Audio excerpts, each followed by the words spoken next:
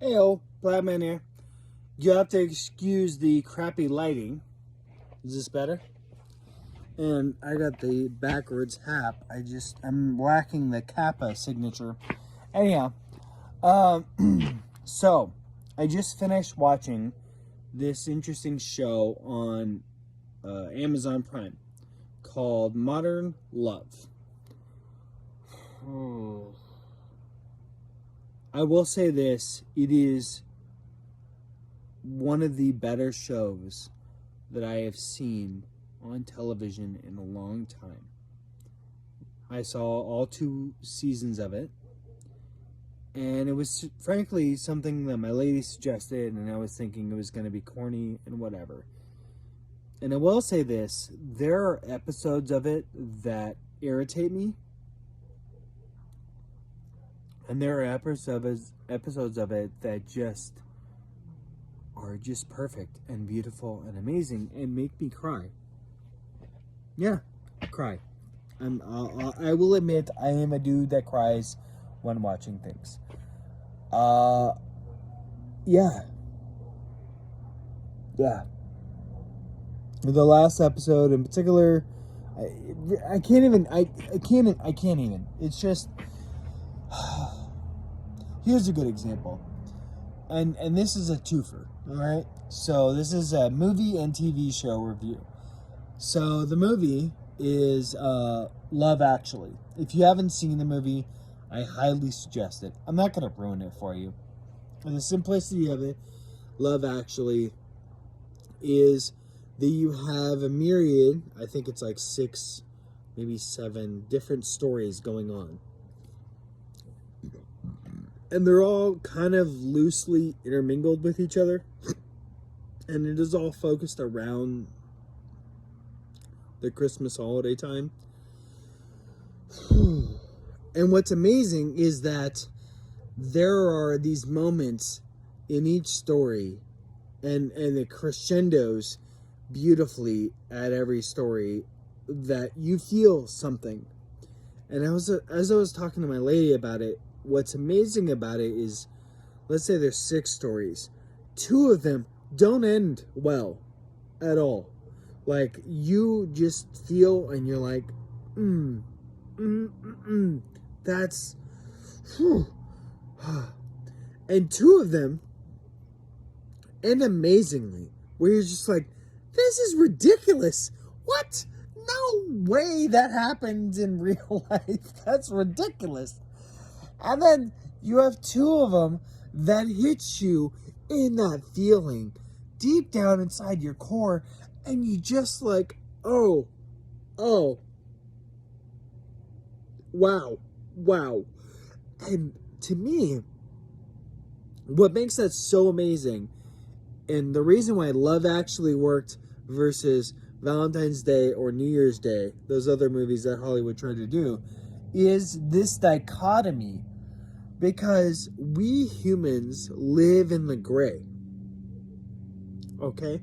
Your average person doesn't have epic moments and then shitty moments. They live in the gray.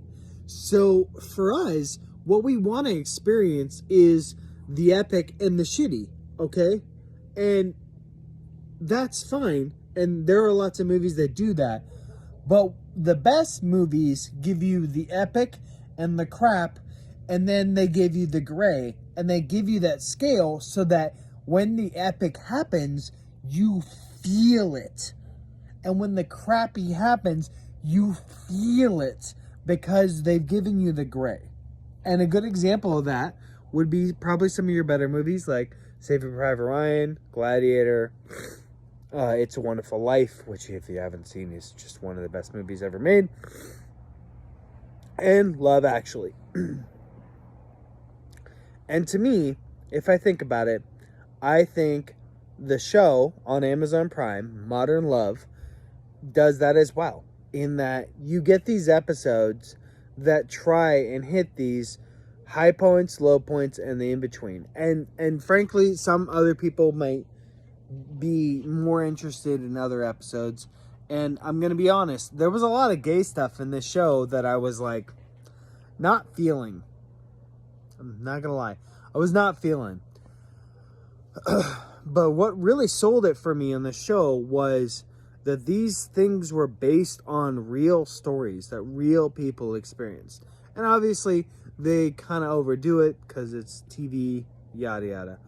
But when you think about it from that perspective, it helps you kind of come to terms with the fact that this was just not necessarily made up by some Hollywood LA writer. Obviously, they picked and chose what stories they wanted to tell, so there's that. But what I thought was really particular is that even with the stories that I wasn't really like feeling, there was this underlining human component to it that to me really sunk and made it beautiful. So I highly suggest it. Modern Love was amazing. Sorry, I feel extra emotional right now. It's just and you can't see me. There we go. Ta-da! It's just the show is really beautiful. And I was talking to my lady about it and getting a little emotional. And then I was literally experiencing, as I'm sure you all have, when you like think through a movie that really meant something to you. And I was really experiencing Love Actually again. And thinking about each moment and each character arc and each this and each that. And just, it's one of those movies that hits you in the heart because there's so much heart in it, and it does in such a good way because you just like there's this moment where a guy does something that when you think about it afterwards you're like, dude, that's not okay. Like, that's not okay. That's messed up. That is effed up to do. Okay? But when you're watching it, at the moment, you're like, oh my God, that's so romantic. And that dichotomy is throughout the story. Like, there are other moments where this guy, and he does this gift, and you're just like, oh, dude, you messed up. And I don't want to give anything away, but it's just like, wow. Oh, man, I totally even forgot this other thing. Where there's another moment where it's just like, this guy stands up and is like, basically like, no, she's not bad. Like, don't speak ill of this person. That's not okay. And it's corny and like, whatever. That's what's so amazing about that is like, even though I talked about it for like 10 minutes before I even got on this, there's so many moments of this movie that is so worth mentioning. And that's also true with Modern Love. There's, 8 episodes per season, so there's 16 episodes. They're short, 30, 45 minutes each. But it's worth watching because it's not a romantic comedy. If anything, it's like a romantic drama. And each one of them will affect you differently. Some of them hit me at the core of my soul, and I couldn't watch anything afterwards, and I had to just like take a second and call my lady and talk to her about it. And then there's others that was like, okay, I don't even know if I want to watch the show anymore. I'm kind of cool, whatever. But what's interesting is that even with those, it was still well done. I just didn't like it. But the other ones that I did like, I was like, oh my God, that hit me.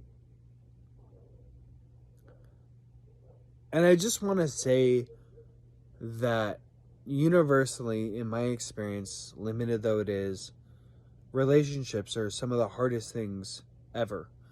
But they're also one of the most worthwhile things ever. And the only time I've heard of anything that compares is when Ben Shapiro talks about having kids. And I'll end off with this. And how Ben Shapiro talks about having kids is kind of like, so your normal life operates on a level of 0 to 10, right? And then when you have a kid, what happens is that scale goes away. And your life goes up to 100, or it goes negative 50. So plus 100, negative 50. Which, going from 0 to 10 and then going from 100 to negative 50 is rather significant. In the sense that if anything negative happens to your kid, like they're injured or have to go to the hospital or whatever, you're down here at negative 50 or whatever. And if anything good, positive, whatever, your kids give you something, they make a stick figure, they do a drawing, whatever, they just smile at you, you're at 100. And obviously there's a scale. But to me, there's something true behind that in relationships. As a single person, your life is 1 to 3, right? You're doing whatever. You're doing okay. You're doing great. Okay? Those 3 things. And then when you're in a relationship, it goes to, oh my God, I'm doing horrible and I hate my life, to, oh my God, things are amazing, I'm on cloud 9. And realize that part of that cost is you need to work at it. And I fail a lot. I struggle a lot. I try and fail more than I succeed to do well by my significant other. And the fact that they stick with me and she persists and, whatever, is a testament to her, not to me. But that's also true both ways. So I applaud anyone and everyone who is not only single, but in a relationship and who has kids. Because in each way, we're all struggling with our own things.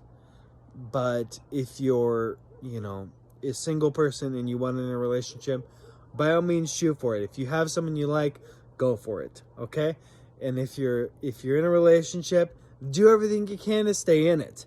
And if it isn't working for you, get out of it and move on to someone else that does better for you.